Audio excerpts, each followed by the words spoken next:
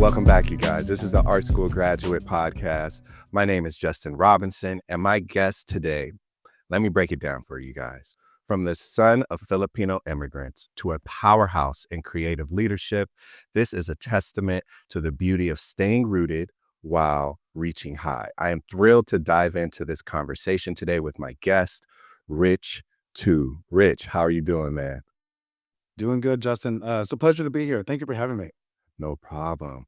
So let's jump into the background of it all. You grew up in New Jersey, and as a child of Filipino immigrants, what did creativity look like in your household growing up? Well, creativity was a big part of my childhood. Actually, it's funny. We were talking a little bit off mic, or off the record, but I'm right now. I'm visiting my mom in my childhood home, so my audio setup is all different. My look is all different, and I'm in the attic area where my dad. He used to be an architect, and he was a draftsman, and he would have his drafting table like right just a few feet away from where I'm sitting. And he was an incredible life drawer, a great incredible draftsman. Also, he was a painter of some sort, and he helped inform a lot of my visual thinking Mm. when I was really young.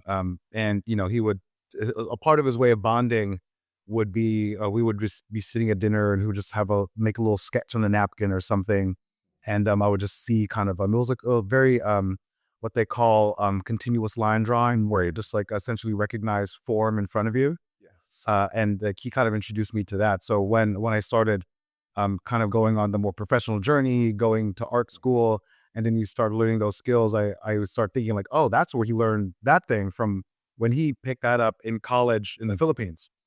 So yeah, creativity was a big part of my life growing up. So how did the cultural background shape the kind of stories you want to tell through design? And of course, your just amazing podcast. So how did those things help?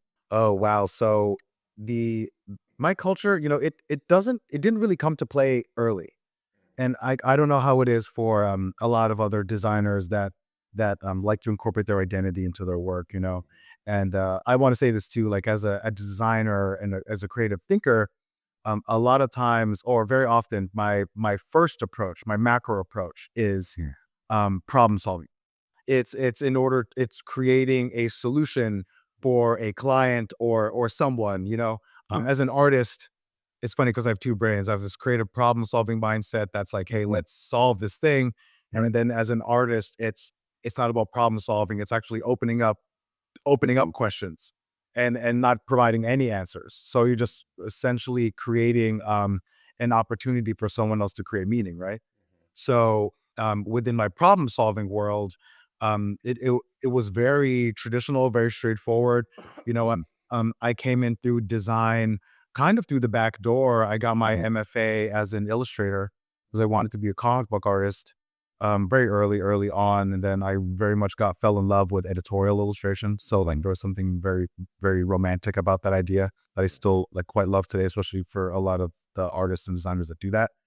Um, and then for I learned a lot of design on the job through art direction in advertising, and then through like more proper design channels, where um, I'm leading teams for large scale design and branding projects, and design with a capital D, branding with a capital B. These areas that sit in that are meant to be part of these holistic 360 intense systems. I call them $1 million PDFs because that's oftentimes what these things can cost, right? But going back to my cultural background, a few years ago, really during the around 2016, 2017 is when I started kind of going on this personal journey of telling stories about of immigrant creatives, because coming from that space, and also a lot of my friends are in that space. Even my business partners this Sunday afternoon, they fall into that world as well. So those a lot of that personal storytelling starts to creep in, and then all of a sudden it becomes a reason why people want to reach out. You know, So people are starting to reach out, not just because of the Nike work that I do for LeBron, or not because of the MTV work that I'm doing Mm. with the Video Music Awards, or even the recent FIFA work that I did, or FIFA actually that's slightly different. That incorporates a little bit of that. Or even some of the I don't know, Budweiser work or Paramount work that I've done. That's big system thinking. They're starting to reach out because I can tell stories of where I come from, and also a little bit about my family. That that includes a lot of references to my Filipino heritage, and also a lot of personal touches on top of the ability to solve problems at a certain scale. So it's kind of nice. I think a lot of folks that come in through through a very personal lens, Mhm. they sometimes have trouble on the more commercial side of the house Mm. because they're just used to one way of doing it. But I'm used to the commercial side of doing it and then incorporating my personal storytelling within that. That's interesting. Do you think it's because they find it hard to, like, disconnect their story from the brand, or what do you think that is for people like that, or I, designers like that? I think that I think sometimes it's an artistic approach. And I'm not saying anything, it's either right or wrong, because everyone finds their audience. I mean, you're lucky to find your audience if you do find it, right? And there are a lot of artists that are extremely, you know, uh, famous, well off, popular because they tell those stories, Right. but they do it in that lane. And that's great. I think that when you, it, when a client comes in and asks for, let's say, a very straightforward rebrand, let's say, man, what do I want to say? A brand I've never worked on that I don't know anyone who's ever worked on it. Like MasterCard. I've never worked on MasterCard, right? Never worked on the brand. It's a great brand, a brand that we all know, a brand that also has a lot of design philosophy as well as design history with the two sons. Yeah, Yeah. and also like very clean word mark. That's not a brand that is easily paired with a an artist that tells a very personal story, Sure. unless it's through the lens of Yeah. through some other very specific lens, right? But it's not typical, right? It doesn't often happen. But if a brand reaches out and specifically wants that thing that you do, and it's a very organic connection, Mhm. like that's those don't though they don't always happen. They're not they're kind of rare. So I feel very fortunate to get those types of calls. It's like the MasterCard call could come through and I would know how to solve that problem. Or at least I think I Yeah. would, Yeah. you know? But also another brand like let's say like Chase. I don't know why I have finance on my mind. Like Chase could come in and say, "Hey, we want to tell a story about who you are and where you come from." I know how to tell that story too. Gotcha. Okay, that's good. I see both sides of that, and I think you explained that perfectly, and thank you for that. Of So course. let's not pivot too far away. Your dad being an architect and you going for your MFA in illustration, did you always know from jump you wanted to draw because of your dad, or was it like something else pulled you in that direction? I was just good at it. There are those things where you grow up and you just automatically tack onto that skill. I I wasn't a good athlete, even though I like sports. I'm not a good athlete. Try to put me in an organized sport of some sort, I will look terrible.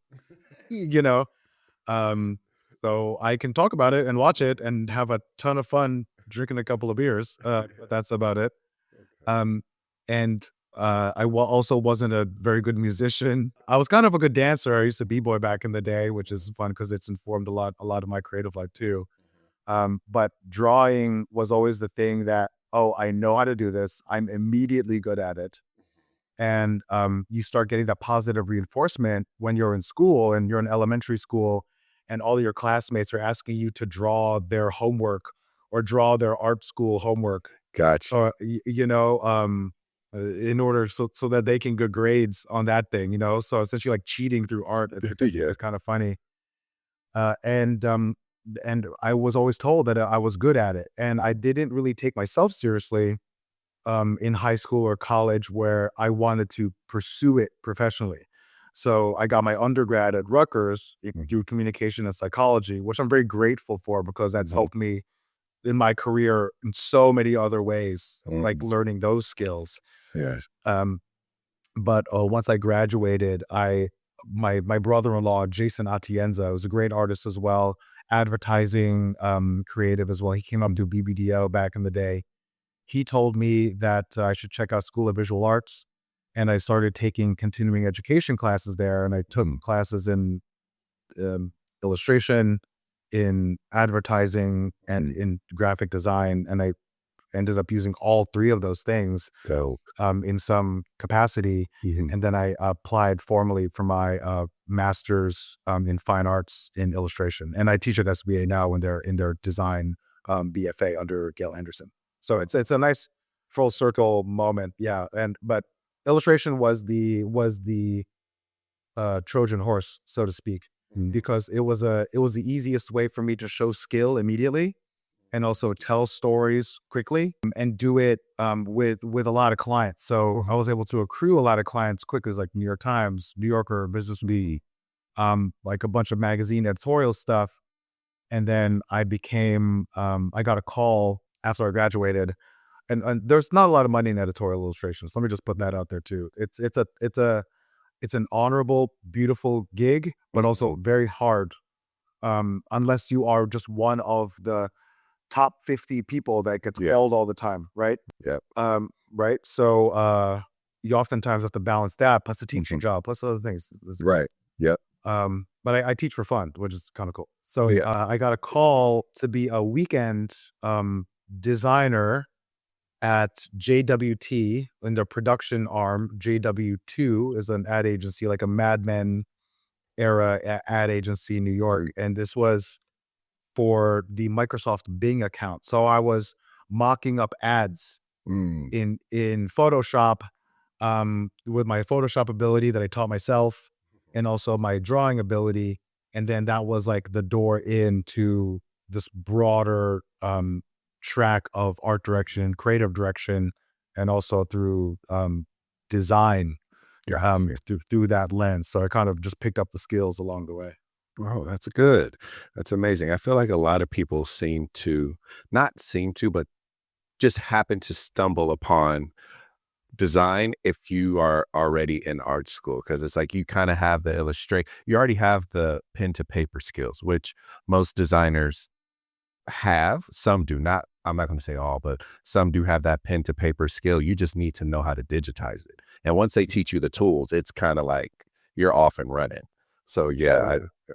100% agree with you on that. So let's talk about this little different vibe shift for you when you went from the chaos of New York to a much totally different vibe in Oregon. How did that shift your change in creativity and design? It shifted in a few different ways. So I got a call from Nike, or the swoosh. I reference those years as the swoosh years because everyone at Nike called like we were like, "Oh, we're at the swoosh." It's like it's weird to say you're at Nike when you're at Nike. Yeah. It's kind of like this. It's an interesting culture. I got a call from the swoosh to seeing if I was interested in working there as a designer, and at the time I was creative directing at Momentum, and Momentum is a experiential agency in New York. I was working on American Express. I was also working on Espolon Tequila and a couple of Verizon, I think, as well. It was a few different brands, kind of tossing around, bouncing around. And also, I did the cover for Double XL's freshman class at the same time. So it was like Fetty Wap, um, let's see, Gold Link, Kid, like a few other like rappers. Fetty Wap being the biggest. Yeah. Vince Staples, part of that year. Oh, yeah. Uh, yeah, so it was a crazy year. And then Nike comes calling, and I'm like, "Oh, cool. Let's do that one." Because I've been a shoe collector since high school. I was buying a pair a week even when I had like no money. I've amassed at least like 400, 500 pairs of shoes over Man. like the life. I have a couple hundred at the apartment right now. Yeah. And it's one of my biggest clients right now is Hoka. So it's like I have a whole grip of just of Hokas. Yeah. I have like like 15, 16 Hokas at home. Just like, Mhm. I was like, what do I do with all this stuff?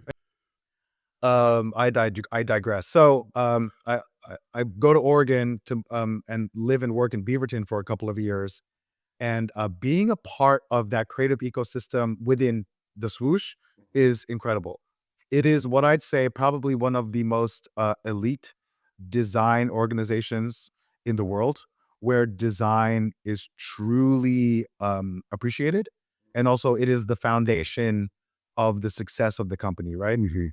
But also they are one of the best storytellers in the world, where they have a multi-billion-dollar budget in order to tell their stories, and they've been doing it fairly successfully. I mean, they have ups and downs, of course, Right. but over the you look at the long thread and you think, okay, what company's done that for that amount of time? And a couple of takeaways that I had there was one, the implications of creating right at the source, because I was always at the tail end of selling the thing that had been made. Right. But I was in the footwear organization where I was amongst footwear designers building the products on these Mm. 2 year, 3 year, 5 year, sometimes 7 year creation tracks. Wow. So you're forecasting very far ahead, and you're looking at design and trend through almost an anthropological sensibility. You're Mm. thinking, this is where we are now in whatever year this is. Let's Mm. say this is where we are in 2025. This is where we sense that trend will be in 2 years. Mm. When we hit market, this is what we sense trend will be in 5 years through the lens of innovation. So I started looking at the world of creativity and these, concept cars, because they really think about it in the sense of a concept car. And I started thinking of myself as a concept car, where you are this thing that this this not an idealistic thing. It's more of, this is a North Star, and this North Star, the DNA of this North Star will matriculate into what will eventually hit market. Got you. Yeah. You know? So if the concept of this North Star is um post-apocalyptic, I don't know, post-apocalyptic granite, but with a 90s twist. What Yeah. like whatever kind of jargon you want, right? Yeah. That it would simply be a form with attributes about it that we can kind of get a vibe. It's like a living mood board. You, Got you. you get a vibe, and then the final product just has you just shape the clay over the time. Got Shape, you. shape, shape, Yeah. Yeah. Yeah. you know? So telling those kinds of stories and also being amongst people that think in that track just opens up your brainstem, right? You're thinking, okay, wow, there's way more to this, Yeah. and then and everything starts to fall in line. I that is one way it opened up my brain. And also I met a lot of amazing folks that have since gone into other brands, like one of my a dear friend, Adam Garcia. He's over at Apple now. He had an agency called The Pressure out in Oregon, and he's still one of my best friends. Um, Along with Anton Pearson, a couple of folks, Derek Roberts, another Nike designer. I know Andrew Parkman. Like anyway, a lot of friends over there, and you feel this history of also the Pacific Northwest and the way it's informed all of sportswear. Really, it's the Yeah. mecca of sportswear, because jogging and the concept of recreational running was Mhm. introduced to America through the Pacific Northwest, and what Bill Bowerman and Phil Knight and also Steve Prefontaine were Mhm. doing at the very genesis of Nike. There was a book called, and it came out in the '70s, called Jogging, when Mhm. it came from Sweden, I believe, or something like that. And Yeah. Yeah. it was called Jogging, Yeah. off J. That book was the genesis of recreational running, and that's kind of what we have. That's the original DNA Mhm. of what is this massive influx of recreational runners now in run clubs. Yeah. So you look at brands like Hoka, you look at brands like Bandit, you look at brands that are on a fashion tip, like that historically have not been like Asics or something, Yeah. or even like the re-rise of, I don't know, Saucony. Like all that stuff is kind of connected to the origins of the Pacific Northwest and that Mm. running culture. Yeah, because you know who else has been making a big push? And it's just because for me, I listen to hip hop. Reebok, they're doing a big push with like what's his name, Toby Nwigwe, the rapper out of Southwest Houston, I believe, and like with Yeah, his his momentum green like fits and track suits and shoes, and I was like, wow, I completely have forgotten about Reebok because it's like if it's not kind of in the big zeitgeist of like shoes and fashion, you kinda don't know about it, yeah, that's true. and it like, with you saying, like, the jogging and those run clubs starting to come back up and everything, I just completely was like, "Oh my god, Reebok is doing that." They're slowly reaching into different arenas to bring artists and designers in to help put them in that same conversation, which is, like, Yeah, crazy that you said that. totally. Reebok's doing some interesting stuff. They just not shout out like, other brands, but their Engine A, their recent release of the Engine A basketball model, Yeah. it's a pretty tight model. Then also, this is super sneaker nerd stuff, but it sits at that super competitive $120 price point, Yeah. and they just launched that like green and black colorway. It's Yeah. tight. It's good. But I was thinking about picking that up. Again, it's a pair of shoes. I don't know what I'm gonna wear, but it looks cool. No, I do the exact same thing, and it's funny because my students will look, they were like, "You're the only person I know that would pick those shoes, mister." Like, those don't even look I love obscure looking shoes because it kinda creates a conversation, like, I have tons under my bed, I have the clear stackable ones in the closet. It was like I think I have more shoes than clothes right now, so you're in great company when it comes to that. So, could you break down what a day would look like for a designer coming into Nike? Like, say you're coming in on just the beginning of a new project. How do you break down that day as a designer, or what are the steps looking like, if you remember it? Oh, sure. Yeah, well, I was there from 2015, 2017, Mm. and I don't think it's terribly different now. Like if you're coming in on a project, it's usually let's start it at the beginning of the season, right? So there's a season brief where let's say we're in 2025 now. So in theory, you would be briefed on the products that will be coming out in 2027, right? So right now, I guess you would also be potentially briefed on ooh, fall, winter 2027. That would, and maybe even potentially spring 2028, maybe, Gotcha. kind of depending on what that forecast is. And some have like smaller forecasts. So I was in the footwear division. So a lot of there would be the footwear designers, like essentially the engineers that would create like the forms, and also the Yeah. geometry of the shoes. They're like it's like design and science intertwined. Yeah. They would start on those new models, or they will probably be well off into those new models, right? Because it takes a lot of time to test those things. Yeah. And I was a graphic designer, so we were telling a lot of graphic stories that included graphics, prints, colorways, logos, badges, things that kind of add an additional layer on top of the geometry and also the Yeah. actual performance elements of the shoes. Um, for certain retro models that like, and there are a lot of retro models like the Air Maxes, the Foam Posits, Yeah. the Jordans of the world that just get like re-upped constantly. I got to tell a lot of my own stories there. So and I'm a sneakerhead, so I know a lot of the history. I would always try to bring up like something retro, like like Penny Hardaway and the little pennies, like the Hey Pennies. I was like, oh, I remember this ad. Don't we love this ad? What if we took Mm. the typography of this ad and made it an all over print pattern on an all white font? Wouldn't that be crazy?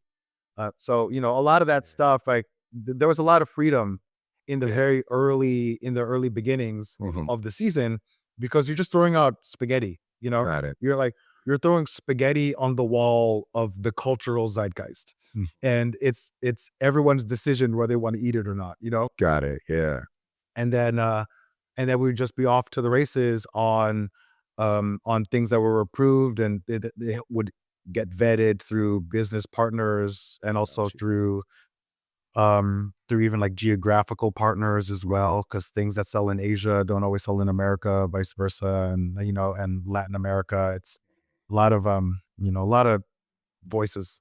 Yeah, So you spend the better part of like 1 to 2 years protecting an idea all through the spanking machine of an organization like that.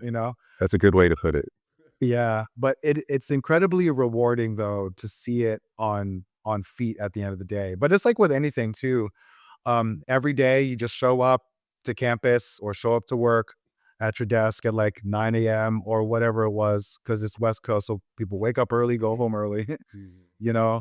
And you'd probably work on your CADs, work on a lot of your to-do list, work on some schematics, talk to a lot of your partners, and a lot of I would talk to my material partners, would talk to my color partners, and every aspect of the design process has its own group Right. that all sit together within these larger categories. So I'll converse with all partners, and then we just make a little progress that day. So every day, Yeah. it's a little progress, little progress, little progress. Maybe smoke a joint in between the day because it's Portland. Who knows? Yeah, yeah, yeah. And we would just keep doing that, keep protecting the idea Mhm. until it was time to say officially, give it off to the factories, and factories start producing it. Yeah, bring it to fruition. Like, because I feel like it doesn't. I feel like a lot of people don't know the work that goes into it. They just see it and they're just like, "Oh, wow, that's amazing." It's like, it better be amazing. I've been sitting on this for like 2 years. Yeah. Yeah, exactly. Yeah. Okay, so let's take a little pivot into um this outstanding podcast that you created, uh, First Generation Burden. What what pushed you to come up with that? First off, the title, and how did your first recording feel when you hit publish? It was something that was sitting in my mind in 2016 during the early Trump years, or during the early Trump candidacy, Mm, where it was him versus Hillary Clinton, and there was, as there always is with this guy, a lot of conversation about the immigrant community.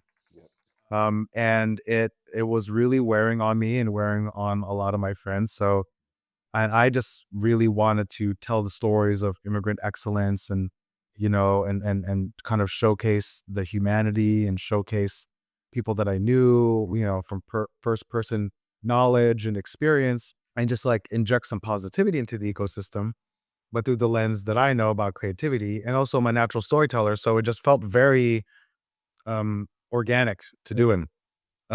So first couple of episodes were with Ahmed Klink, who's also a co-founding partner of Sunday Afternoon, where I'm at now. Also, one of my best friend. I was a best man in his wedding. that's And yeah, and Juan Carlos Pagan, also Sunday Afternoon co-founder, amazing designer as well, brilliant, and is a brilliant photographer director. So those are my first conversations. I think Ricardo, It's a Living, mhm. and Shane Griffin.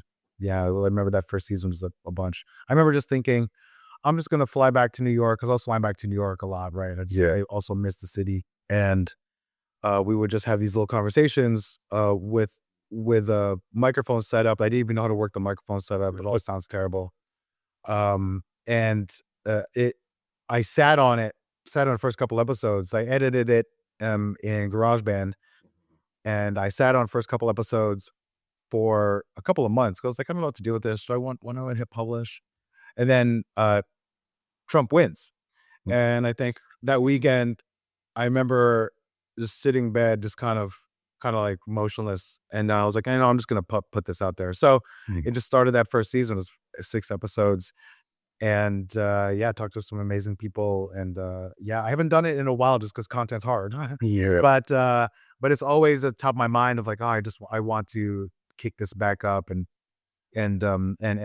do more episodes. So it's always it's I would say the podcast is a lifelong journey Mhm. of it's my Curb Your Enthusiasm.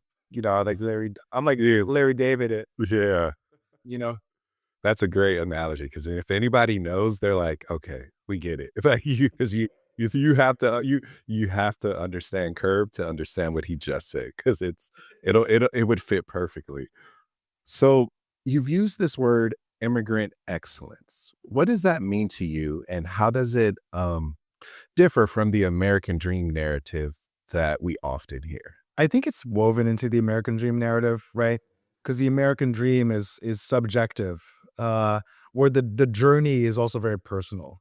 But the outcome is the thing that everyone connects to, right? So the Right. American dream is like this thing that, oh, like it's the outcome, but the journey is very personal.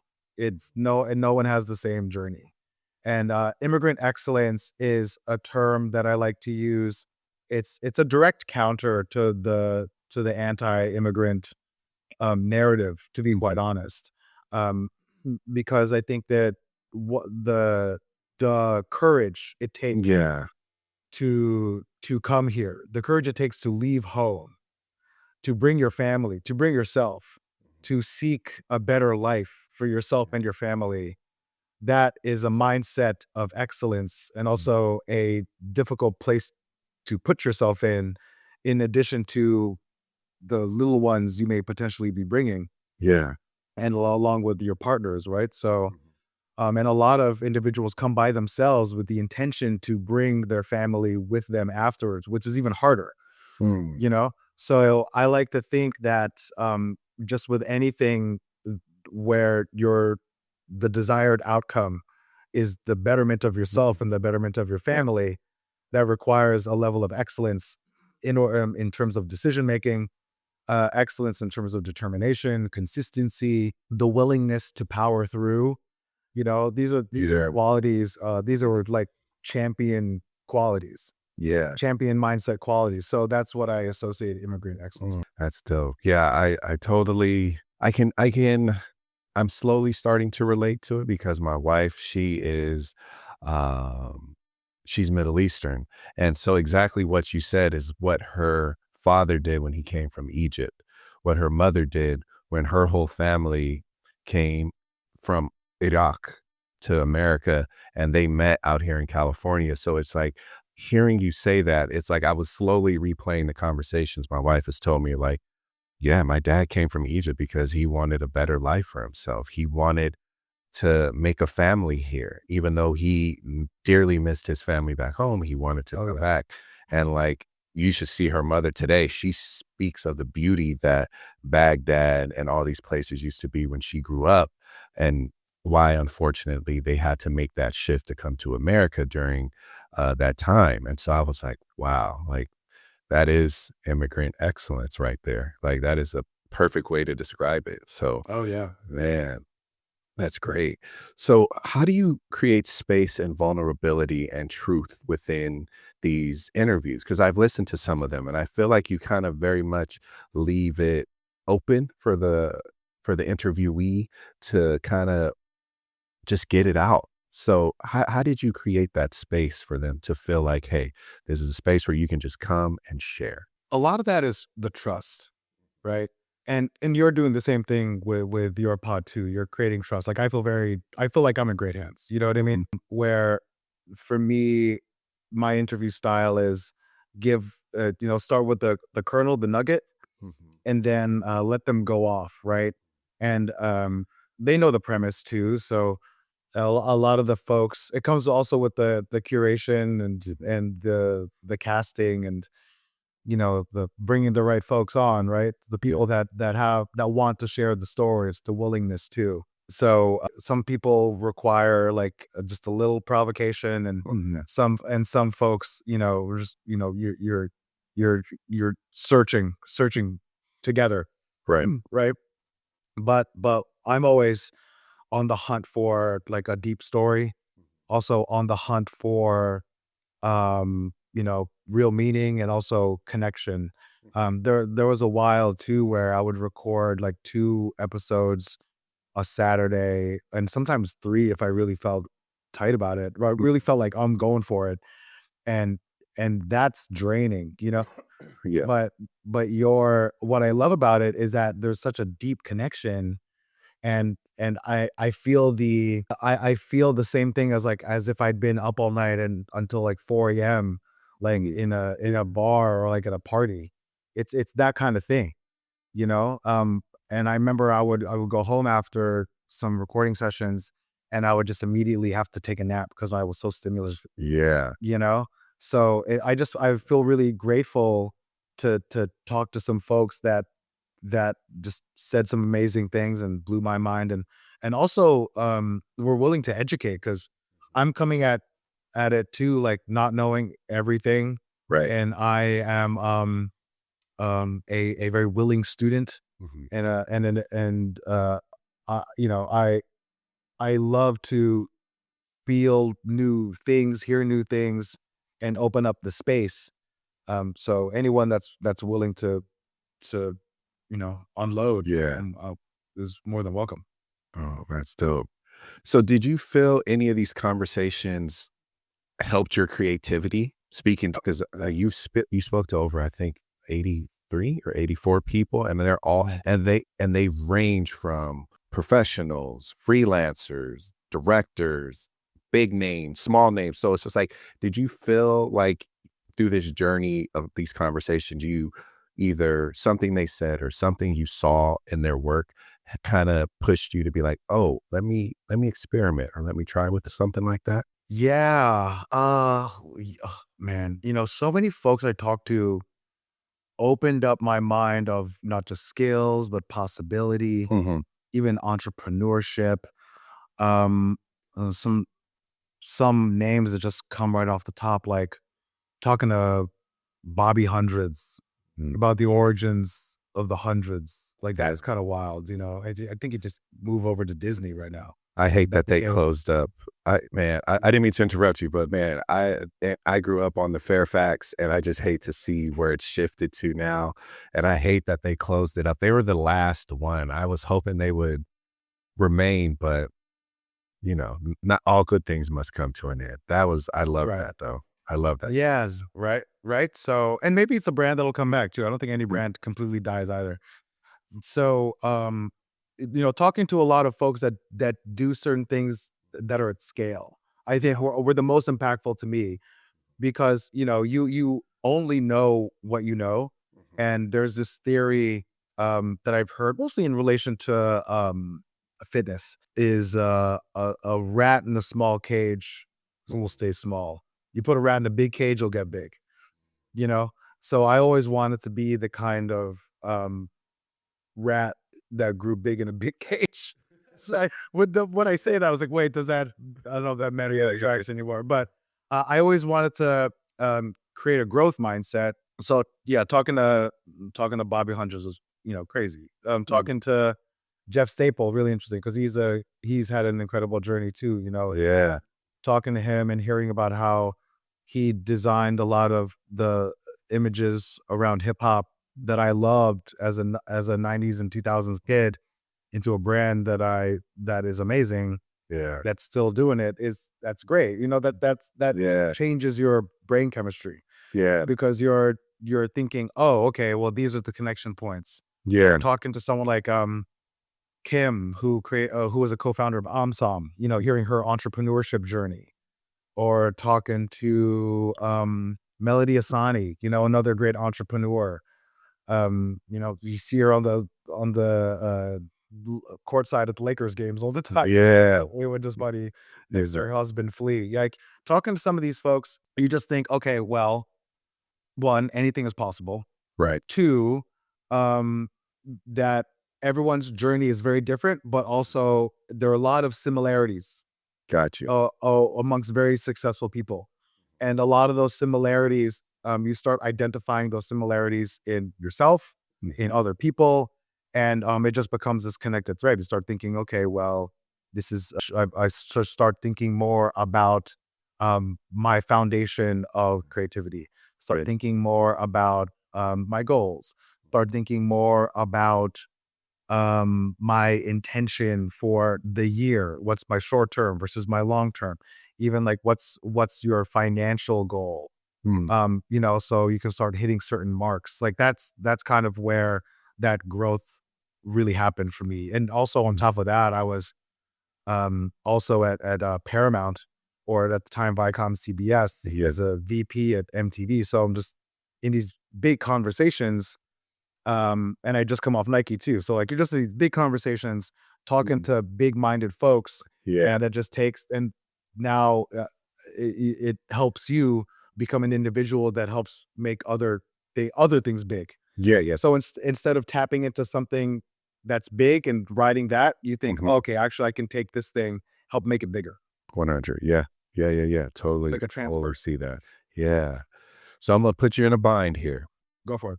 What's the one story you had to pick from your podcast, if you could, that kind of was that like that Einstein moment where it just kind of like something really popped and pushed out this creative thought process or anything? Oh God. The one story. The one. The one story. Wow, that is tough. So tough. If well, let's see. What does immediately come to mind? In terms of like the creative ability, like the unlock, it's probably, oh, okay. I know. Okay. It's the foundation of creativity for me. Kervin Brousseau, dear friend, great artist as well. Someone you should probably talk to on the pod. Okay. We had a great episode. Um, and he he's one of those guys where creatively he's after my own heart, right? Where Mhm. Kervin, he is an amazing illustrator, Mhm. artist, but also has a thread. All his work feels like it's done by one person, and my work Yeah. is does not. Like Yeah. I have a lot of different avenues that I like to explore. I'm very ADHD, and I think I've maximized on that. But Kervin has a trajectory of um great designer, great artist, Mhm. but also super consistent. Okay. Super consistent, and he constantly makes for himself and others, right? Yeah. So for me, I saw that was probably the closest mirror to me. On top of being a great conversationalist, great pop culture nerd, both Yeah. nerds, um, and he's like very fit. So it's like fitness and being a nerd is like two related things. Yeah. Uh, and it's that consistency. I always tap into that. It's like you can't let go of the gas, Right. you know? Yep. Like your body and your mind are adaptive machines. Mhm. If you tell your body to run, it will run. Yep. If you tell your body to draw, it will draw. Mhm.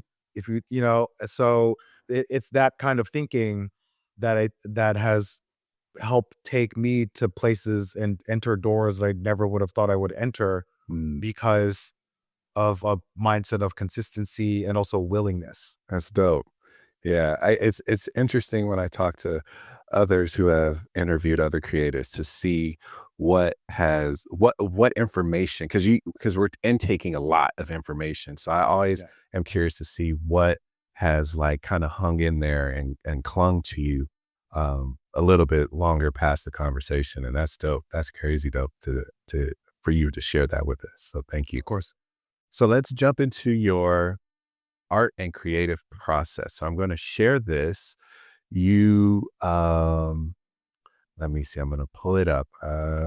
You sent it to me and I was looking at it. So we're going to talk about your FIFA World Cup design. I'm going to go here. Here it is. If you don't mind sharing about it. Oh yeah, go for it. Here we go. There she is. This is beautiful. When you sent it to me, I was like, my man is blessed. My man got skills. This is dope. I love this. So if you don't mind sharing with, well, the people that are watching this can obviously see it, but can you just describe what we are looking at with this design? Sure. So we're looking at the 2026 FIFA World Cup poster for New York and New Jersey. There are 16 host cities for the World Cup in 2026. And New York and New Jersey is the area that, and they all have artists and posters. is the poster that I was commissioned to design and create. And also, what's what's special about New York and New Jersey as well is that that's where the finals are. Yeah. So the culmination of the tournament will be at the stadium. So just a little bit more heat on this, on top of cynical New Yorkers and cynical New Jerseyans, on top of crazy soccer fans. Yeah. The design inspiration of the poster is around the Statue of Liberty, Yeah. and the Statue of Liberty is a theme that's been a part of my work for like from Nike collabs to other things too. Just because I love that the Statue of Liberty is a symbol of the best of this country, and also it's a symbol of it's a welcoming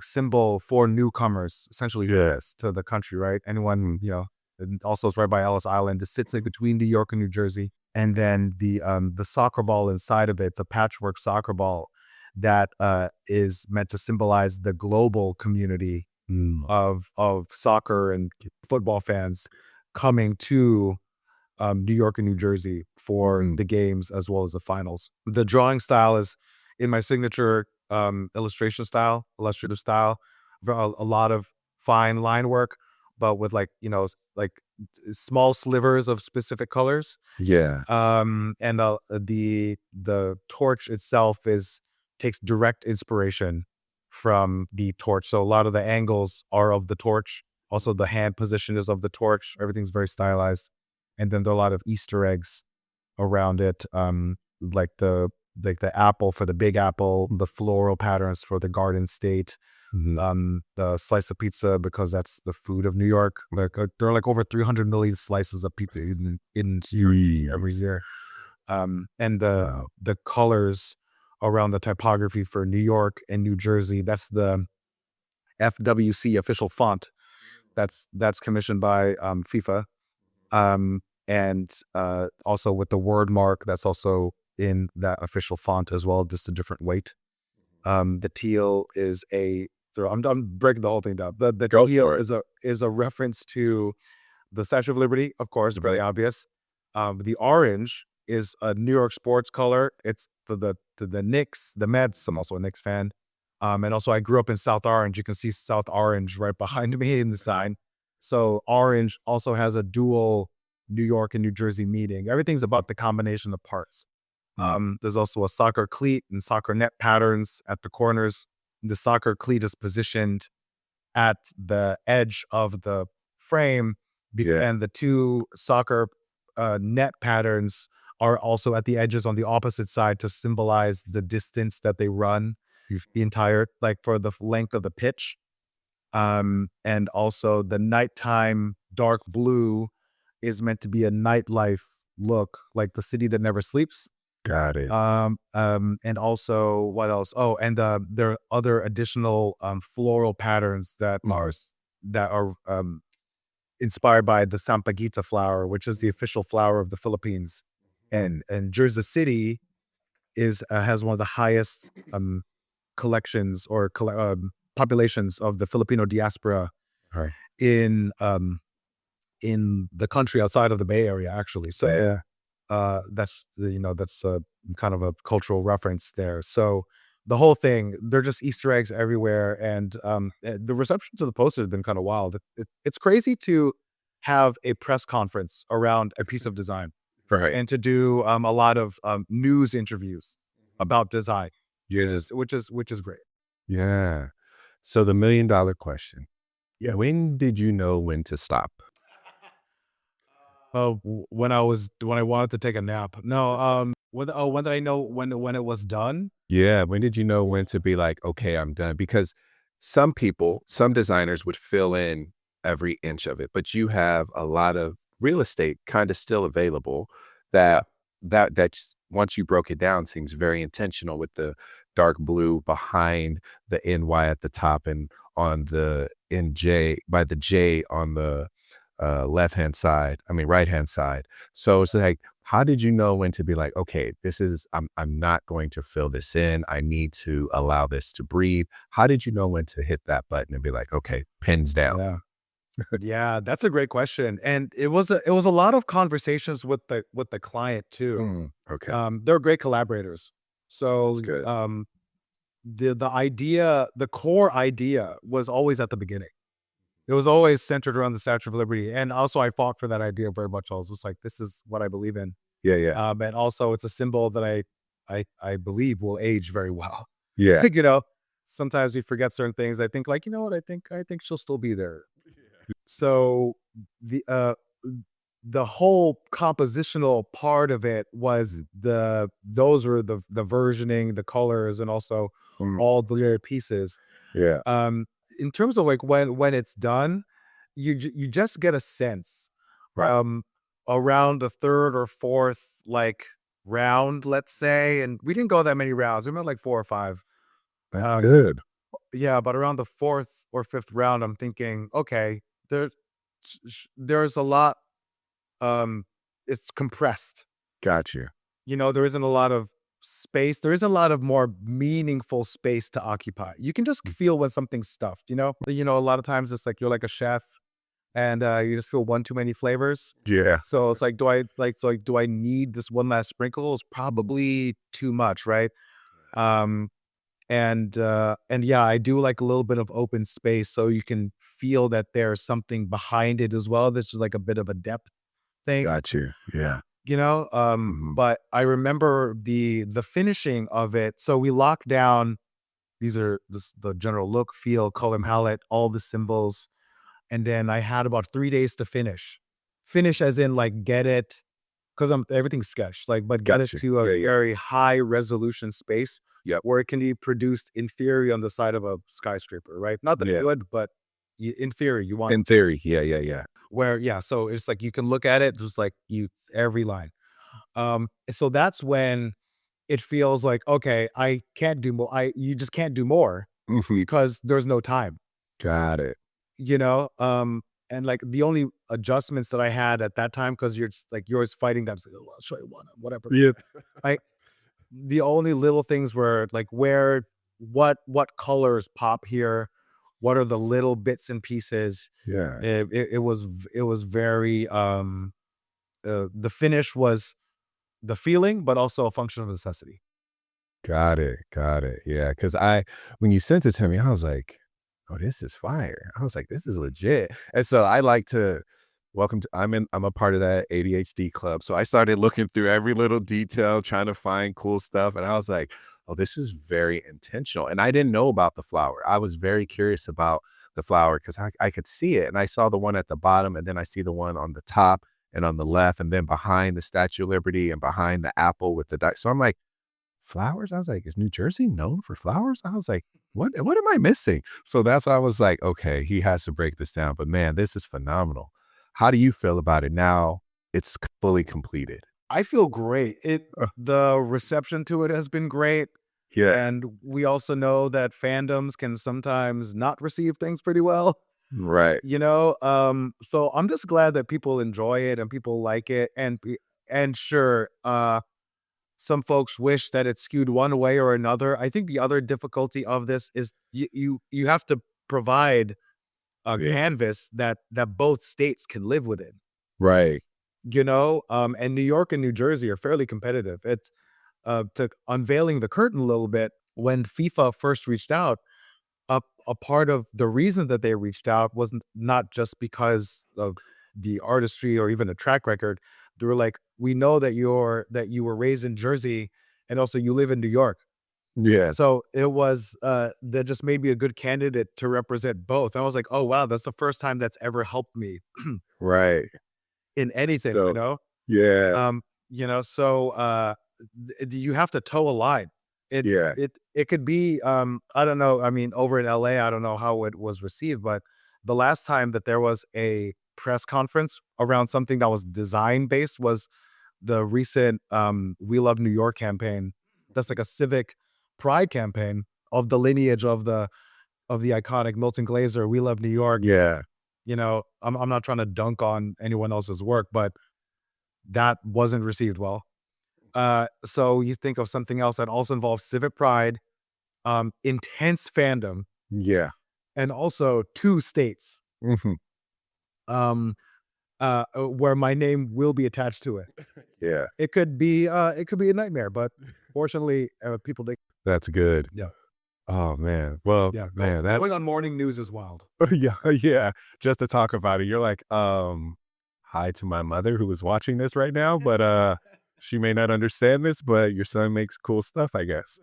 Yeah, exactly. I over the course of the week, it was press conference on Monday, went on Good Day New York on Tuesday, did Spectrum New York on Wednesday, and then did sports news on Channel 11 yesterday. It's a lot of fun, yeah. And I do like the risk also the risk of doing live TV and stuff like that. It's always fun. Rare for a designer Yeah, put in the space to do something like that. that's dope. So let's talk a little bit about your activism because you are very big on that. And so during my research, I saw your collaboration with Nike and the ACLU. I mean, dude, that's a powerful moment. Like, how did it feel to literally design for a cause you deeply believe in? Because it's like your conversations with literally the title of your podcast, you stepping out and making these strong pieces. Like, how did that feel to work for something like that?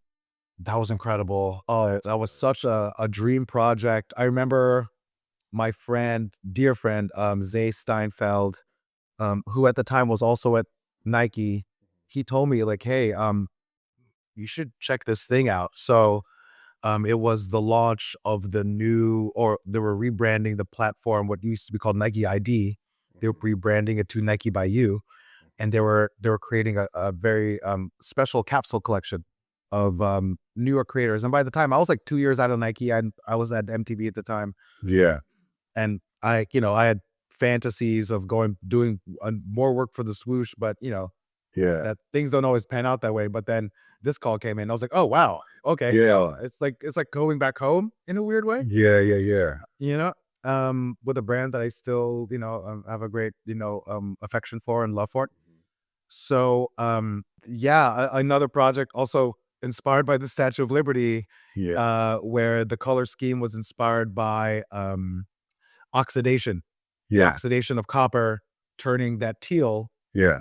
So there's a bit of that gradient in it, and also has a Statue of Liberty icon right on the Mm. center of the tongue, and let alone the connection to the podcast. So, and we sold out of the shoe. I think they only had like a couple hundred pairs, and donated all the proceeds that I made to the ACLU. So it felt so special, and that was another special moment in from a career and also a life perspective where you get to do something, you get to go back home Mhm. creatively, you get to do something that you love. I mean, designing sneakers, I always love that. Working with any sneakers in general, Yeah, it makes me feel good. And then also doing it for a cause and a community that I love.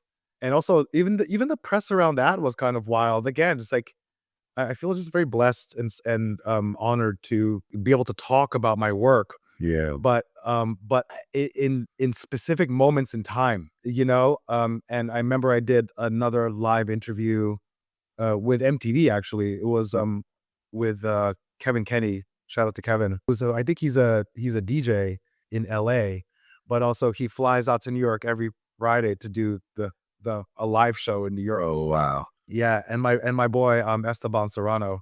Shout out to Esteban. So another moment where you're talking about design, talking about a thing you love, Yeah, but you were also put there by people that you care about, which is yeah, quite nice. that's dope. So how do you see design as a tool of activism? Like, just Yeah. curious, how do you see that? I think, well, I have a couple of things about it. There's there's the academic thing about design, right? Where Okay. design is the goal of design is problem solving through the lens of a search for solutions, combining preferred aesthetics and also you know systems-based thinking, right? Mhm.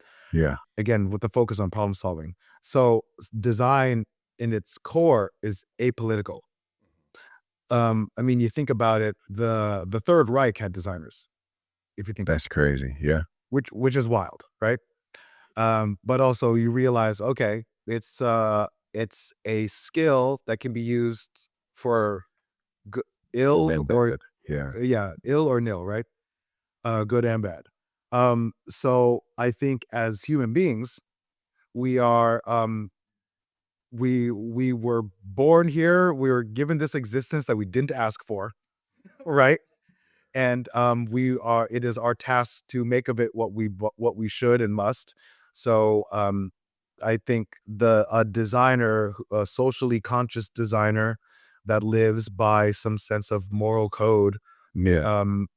incorporates their work and their livelihood into that code, right? So when it comes to my personal activism, I really just want to tell stories and open up the aperture of creative influence. So the way that I found design activism is introducing new designers that I think are great to my community, as well as like opening that up to academic review. Like a great interview that I had with educator Professor not Sicolello. She had a great conversation. We had a great conversation Is together. she out of Yale? I think she went. Oh God, I'm gonna. My No, it's all good. I think she teaches in Virginia. I think she went to Yale. Okay. Hella big brain, Yeah. but also her work is about the culture of erasure, Mm. and what uh,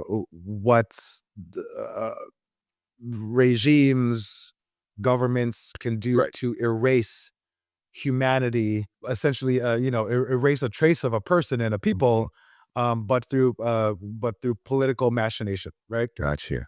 Yeah. So one of her design goals is to revive lost things, but also counteract that culture of erasure. So I look at that. I'm like, oh, that's true activism by design, because you are problem solving for that thing. So for me, the problem that I like to solve through design is a small aperture of influence from a global creative lens, opening up that aperture, as well as creating new influences, essentially new mood boards that one can look at, and then shifting the lens of what we traditionally think. This is what great is, because that's fairly subjective, shifting that lens to say, actually, great can look like this thing, or great can look like this thing, great can look like that thing. There's validity and credibility in a lot of different spaces. Like I think that I can walk down the street and look at a concert poster. I can look at like a wall of like reggaeton posters, like a 5-minute walk from my house, from my mom's house, and I can think, okay, I can find the positive attributes of this poster design, because people care about this. You know, if people care, and if people give a shit about something, and if it resonates, then one can find um, academic credibility within it, or there is something to be said about it. So that's what I like to think of, at least through my lens of design and activism. Love it, love it. Well, thank you, Rich, for sharing that just deep and thoughtful insight onto how design can be used as activism. But let's just talk about this crazy, wonderful, illustrious career, man. You've worked with MTV, Nike. Now you're on to Hoka. Let's talk about it. What was that I made it moment for you? Ugh. I don't have one.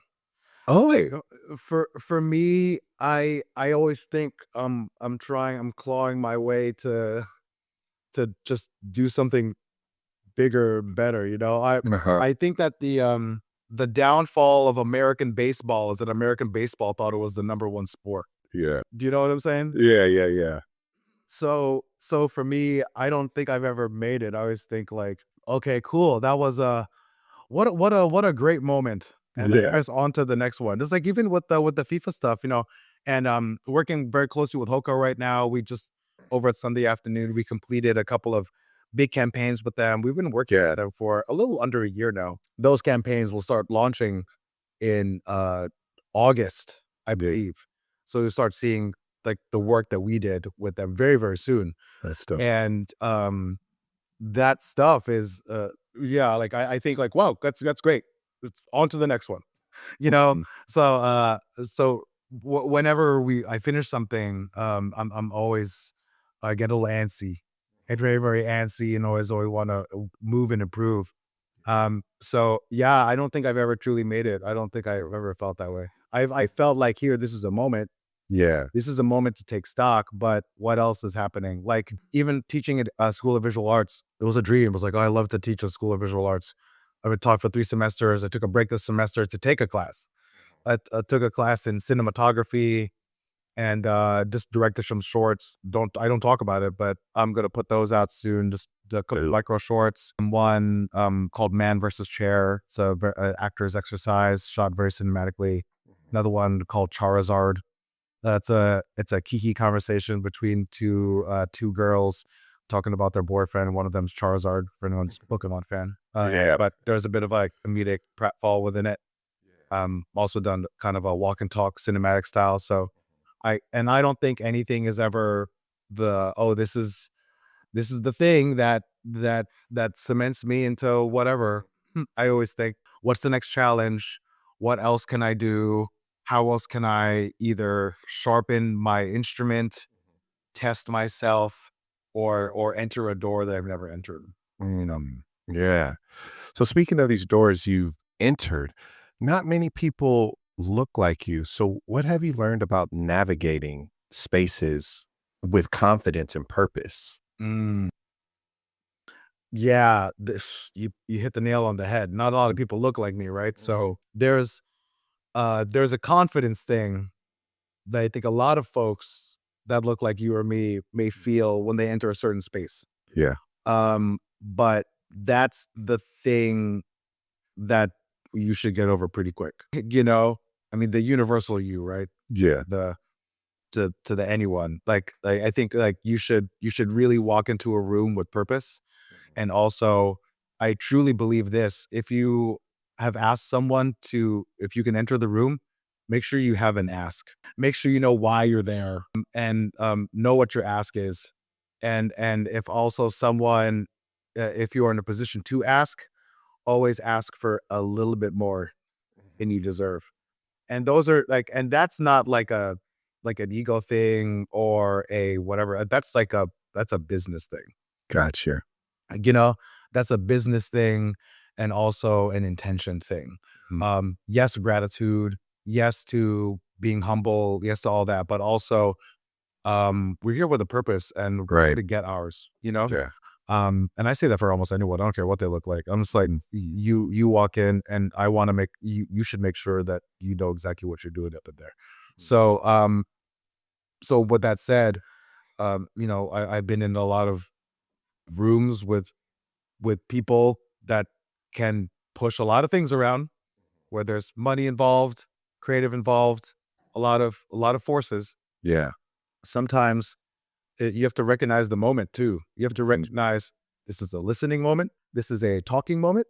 Yeah. This is an asking moment. Yeah. This is a Cory Booker filibuster moment. You just gotta see, you have to spread it out. You really have to read the room, you know? And that's when, if you know how to read the room, and also if you have a pretty good success rate, like a hitting average of getting the things that you need in order to accomplish, Yeah. then people will tend to bring you into that room more, Right. you know? Because I think one of the biggest myths also is that money is personal. Money is not personal. No. Money is literally just money, you know? Yep. And also I think one of the biggest myth is that of scarcity. Scarcity does exist by virtue of a bit by design, but also a bit of like you know, human thinking, lizard brain thinking. Yeah. But also scarcity can be overcome by virtue of your ability to convince, Yeah. you know? So if you have, if you have the ability to convince, also if the work is good and you have a level of confidence about the work, Yeah. and also you lean into the things that make you different. So you and I don't look like everyone else, but we walk into a room and that can make you special. That Right. can be the thing that makes you distinct. That can be the thing that makes you stick out in someone's brain. So just lean into those moments. You really have to understand why you were asked to be in a place as well. Yeah. Some You people want feel that and they feel like, and you can feel, oh, I'm being fetishized, or I'm being turned into this token of something. Well, and I'm not denying that that exists, but also turn it to your advantage. Like there is such a thing as advantage play. Yeah. There's such a thing as game theory. You are the first mover or you're the second mover. Like, which one are you? You know? Right. Yeah. Dang, that's dope. Thank you for sharing that. Like, I just soaked all that in because it's just like sometimes I felt it before. I don't know if you have that imposter syndrome. Like, Sure, sure, sure, sure. is this a setup? Like, why am I in here with all y'all folks like this? So yeah. But that's the thing too. I think you hit it, like nailing when you're being set up to fail. Because it's important to understand when there is an impossible task in front of you. And I'm not so stupid. I don't think Got the you. great one, no great anyone is so stupid to not understand that the road in front of them Mhm. is wrought with landmines. Got you. Yeah. Every road has a landmine. Mhm. It depends on whether you know to see them and whether you're smart enough to weave around. Some roads are just don't do it. Yeah. And I've also been put into that room too, Mhm. where this is a this is a fucking landmine. I don't know, can I curse on here? I don't know. Go off. Off. We're like, this is a fucking landmine.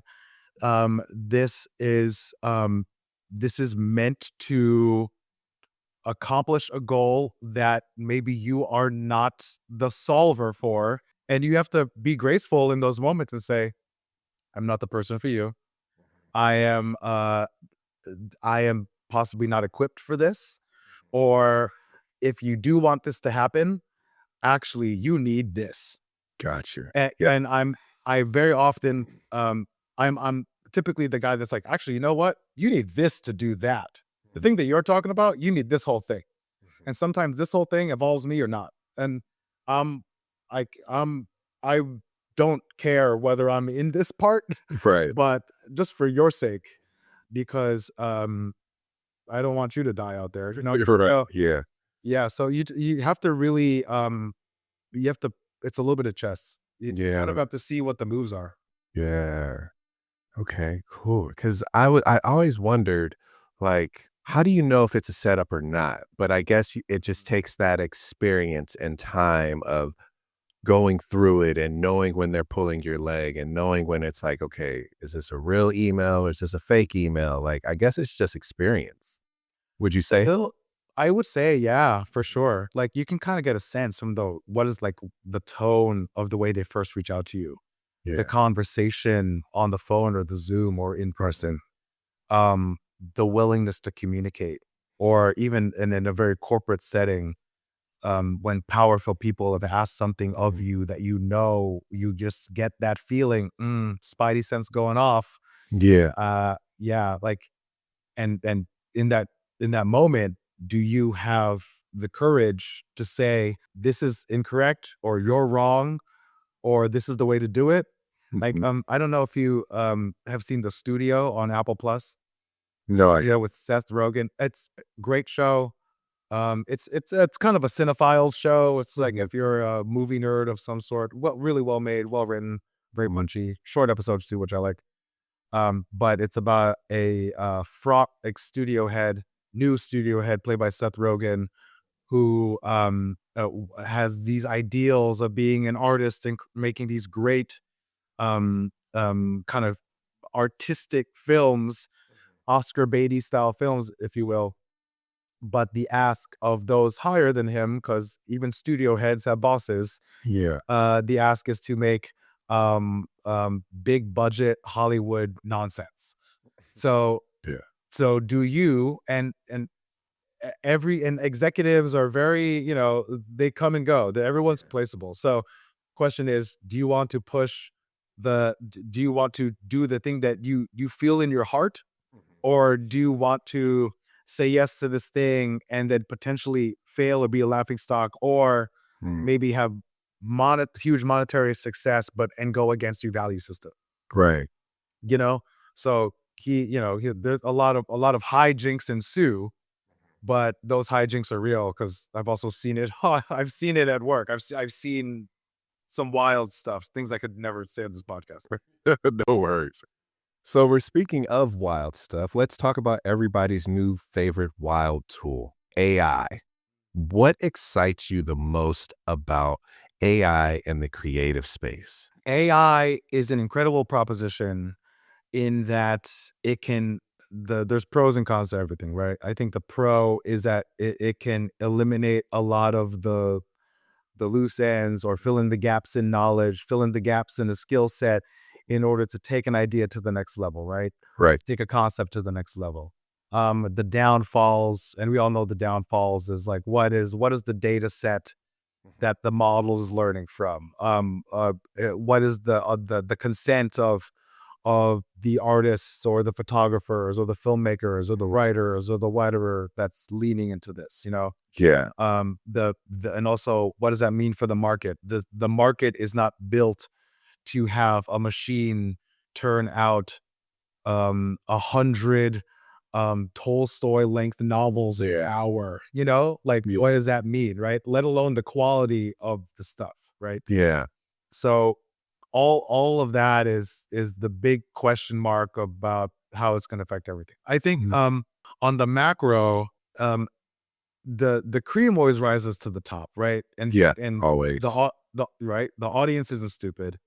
The audience knows when something feels like AI. The audience knows when something feels like there's a lack of humanity behind it. Right. So there's that, and the market corrects itself for that stuff, right? Because Yeah. you're making a product and people don't buy it, they don't buy it, so it just sits, it bricks, right? Yeah.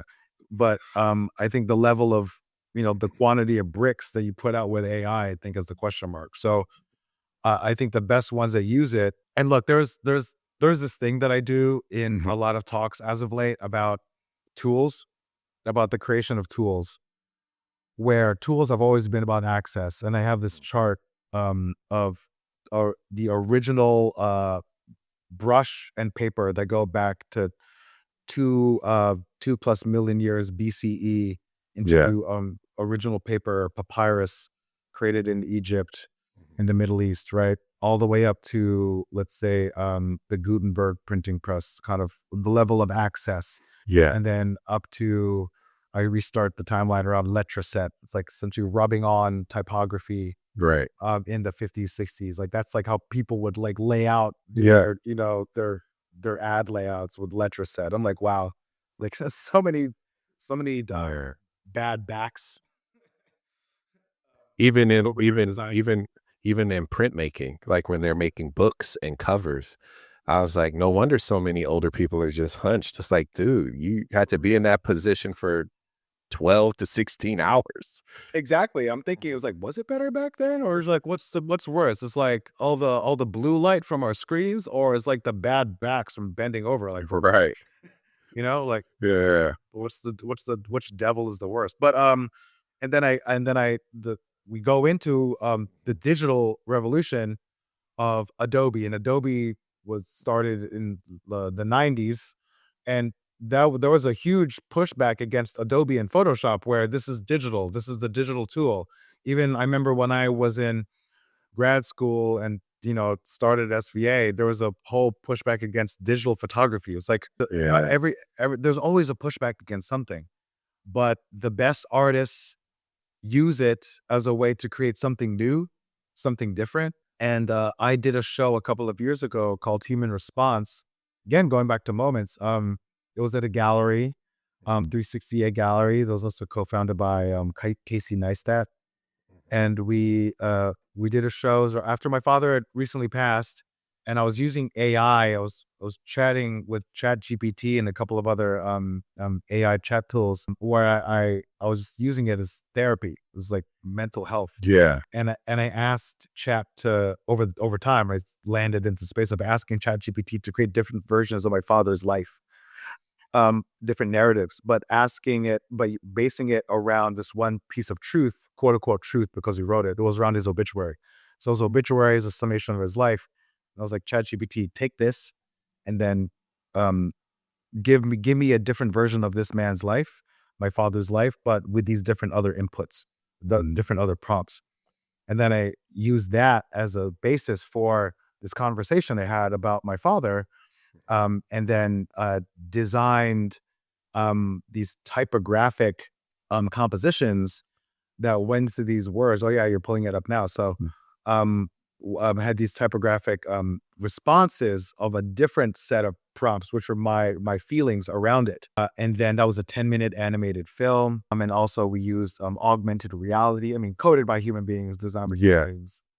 And also we created a physical space. We built this space, painted the walls, very inspired by, a lot of artists that I love, like Mark Rothko in terms of color, and Barbara Kruger in terms of typography, and a few other folks, right? But using all of my skills and my ability to make things at a large scale at a commercial level.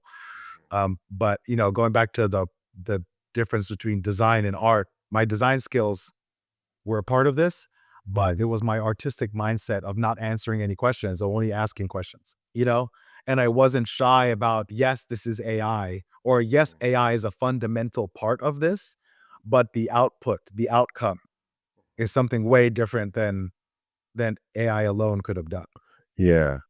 So Yeah. like that's for me the a part of the positive upside of AI is doing things or creating new avenues of creativity that you never would have thought about. Like I recently did discussion for Adobe Design with one of my mentors, Matthew Richmond, who was one of my teachers at School of Visual Arts, but he's also vice president of design at Adobe, and also is a part of the designing the tools within the tools within the tools.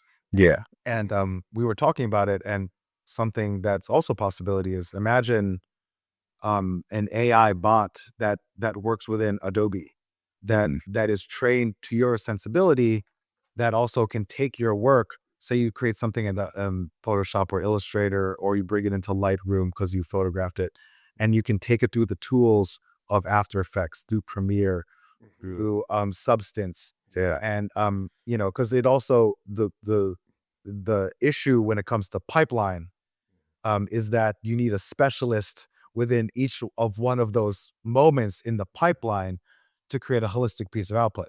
So if you're a designer but you don't know Premiere, how are you going to edit something? Or if you don't know After Effects, how can you bring something into motion? If you're not a photographer, you don't use Lightroom, or you don't know Photoshop, how can you possibly, bring something? And it's a whole lot of parts. So Yeah. an AI bot can, in theory, take your work, use it in the tools, do prompts with you as if you're working with a specialist in that space, and then create a final output that is also uniquely onto yourself, but you are guiding it through the human sensibility. Like that's, I think, a very powerful possibility as well. So I think AI just blows off the door. Yeah.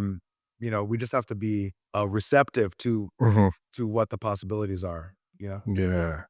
Now, we're going to come back to AI, but do you think that was kind of a full circle moment for you, meeting with Matthew at Adobe? He was your teacher. Now he sees you on the stage speaking. Do you think that was kind of full circle for you?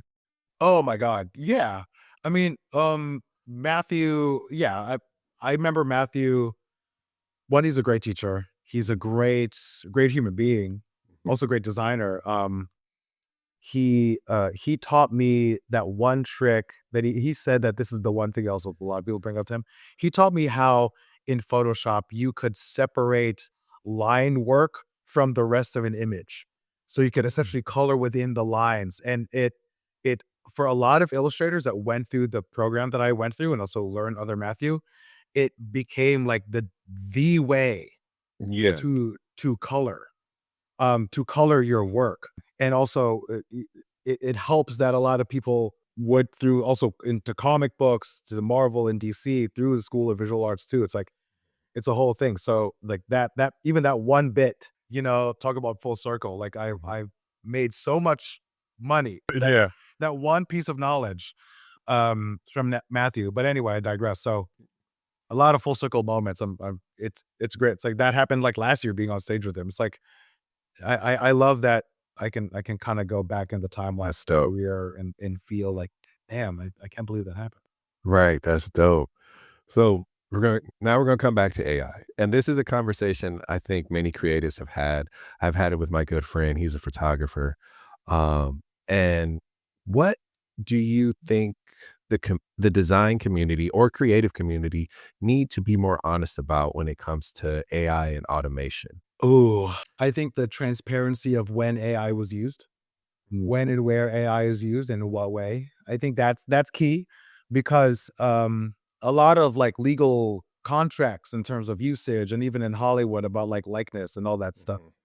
Mhm. There are a lot of implications about AI.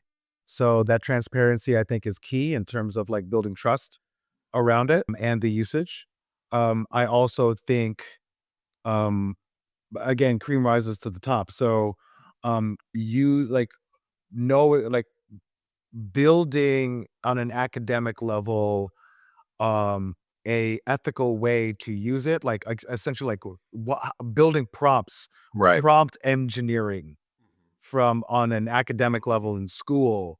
um and also like overall like the role of the educator, the role of the Mhm. teacher of pushing and pulling so students don't get fucking lazy Right. about just like I'm sure you see it all the time. It's like I see it all the time in students. Like y- here the output, here's the output, and I'm just like, what? So what part was you?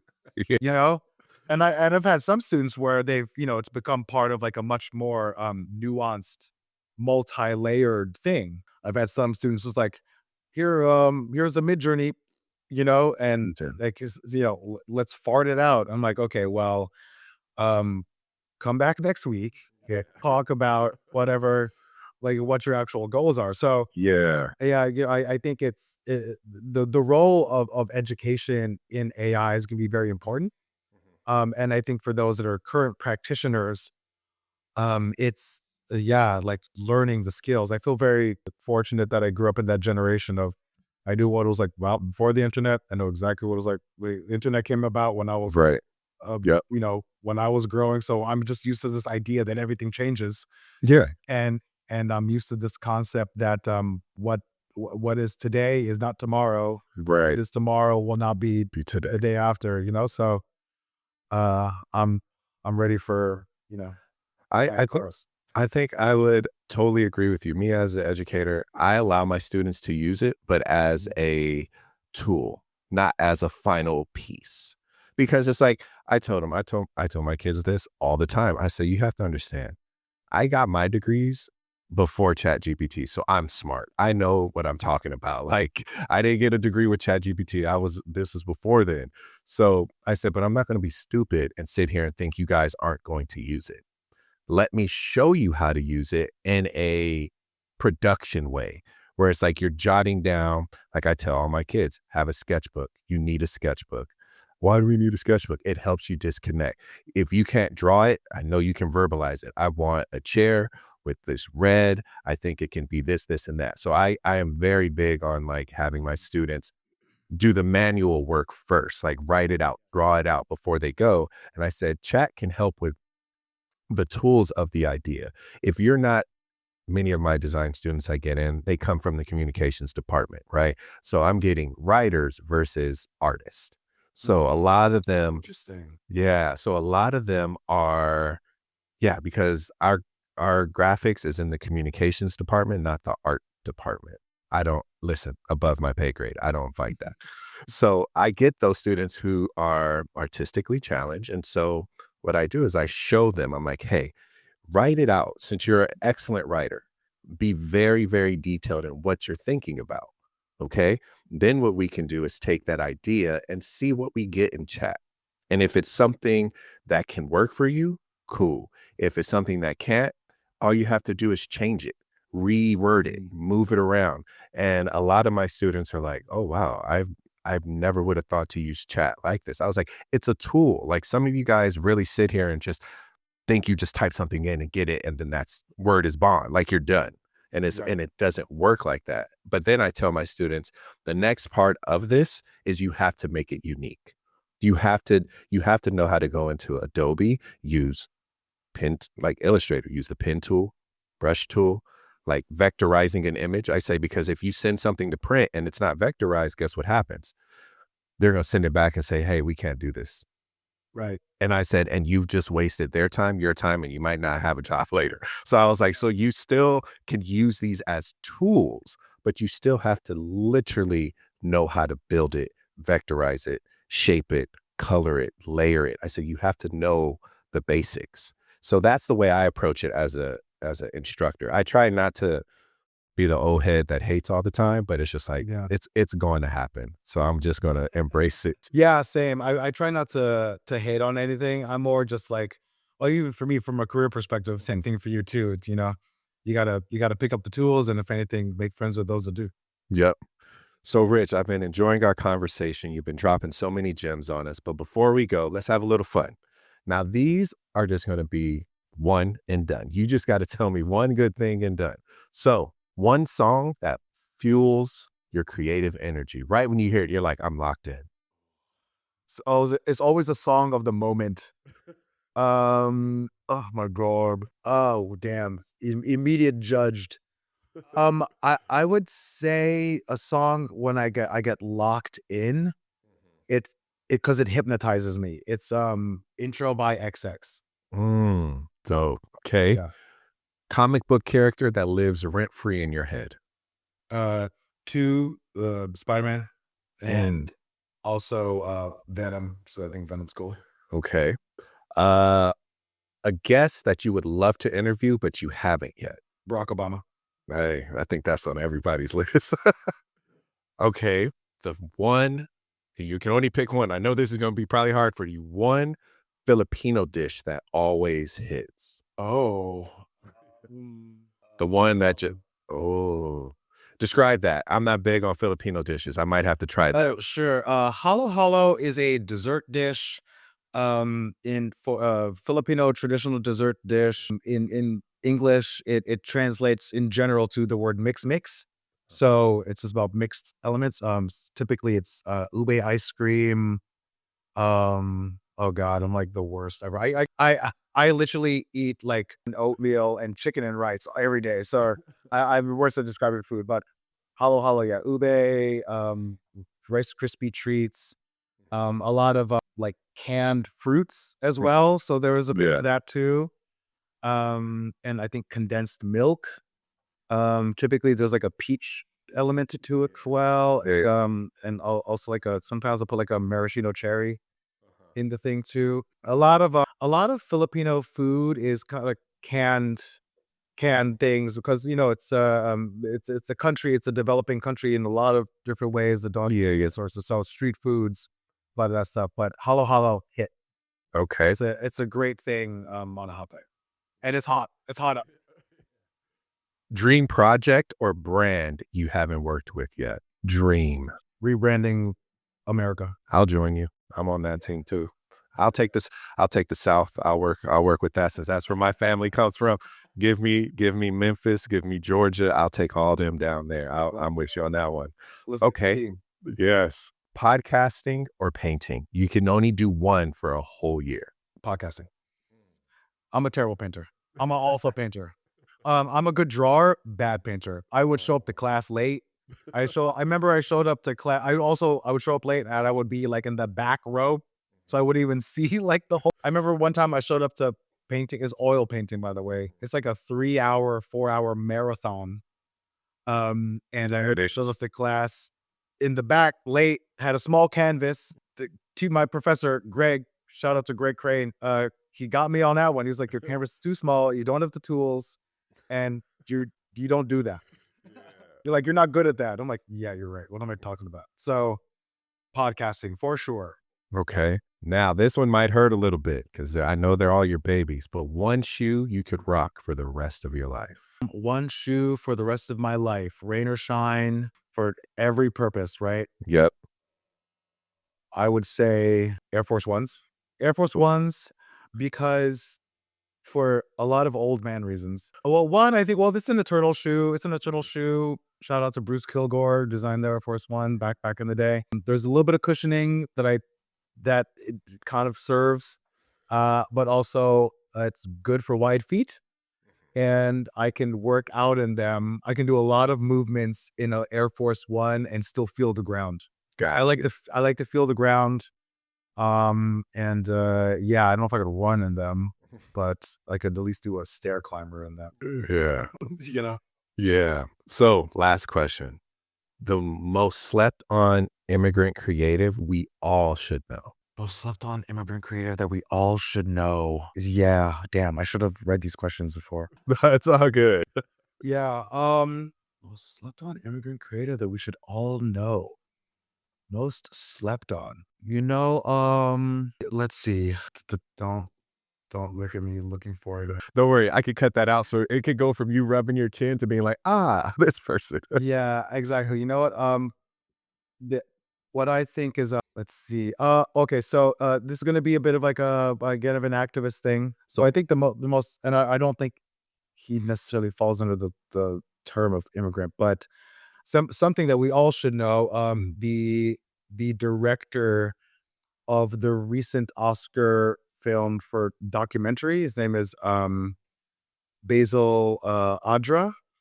And also the directors are Basil Adra and Yuval Abraham. And they did the documentary called No Other Land. The Yeah. the Palestina's story. Yeah. Exactly. Yeah. It's about the conflict and or the history about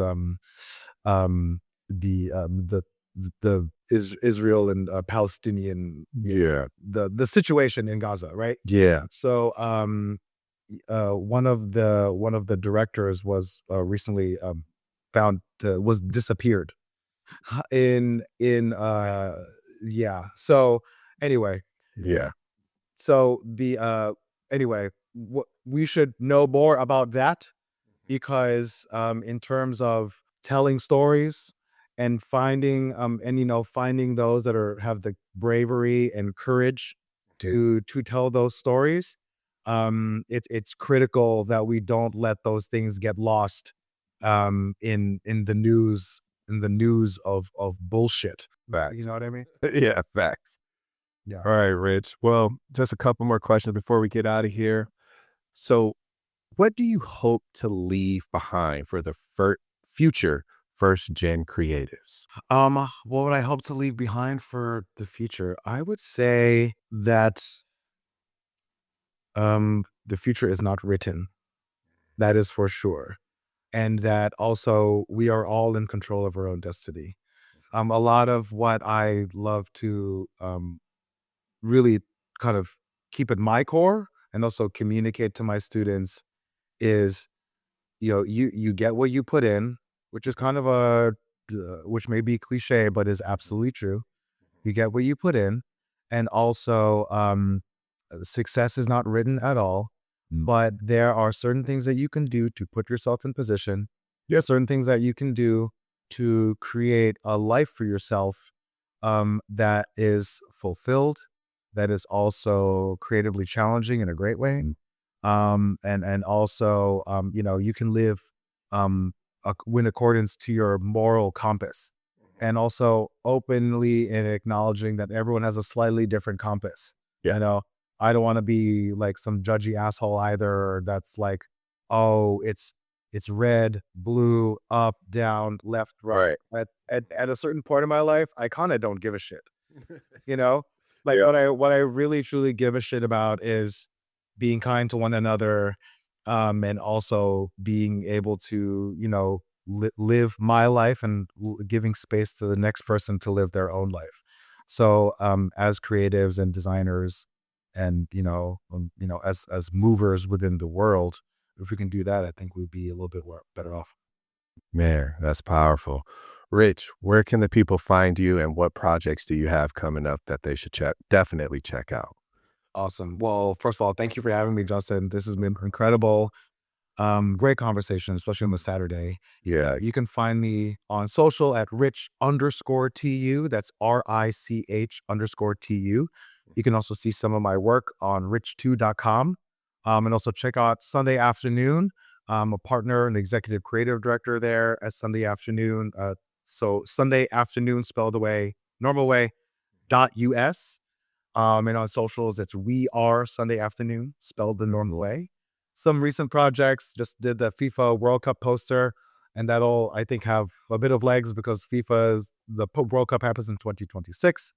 Launching a couple of projects with Hoka, the very upstart, dope, up and coming, kind of already here running brand. Shout out to them. Shout out to those partners. Those will be coming out this summer for a couple of models. I'll just say it here. It's the Mafate 5 and also the Rocket X3. So if you see anything with that, that's stuff that I had a very had my thumbprint on. And a couple of short microfilms I'm going to put out, just like little things here and there. One's Man versus Chair with a great performer, Marcus Smith. Yep. And the other one, Charizard, another micro short with a couple great actors, Danica and also Edie, the actresses there. And let's see, what else? What else am I working on? I don't know. Yeah, I think that's about it. Okay. A lot of other things. Who knows? No worries. But thank you guys for listening to our podcast. My name is Justin Robinson. I have, let's just say it, powerhouse, creative, leadership, Filipino, immigrant, everything in one, the great, talented Richard too. And this is the Art School Graduate Podcast. We'll catch y'all later. Peace.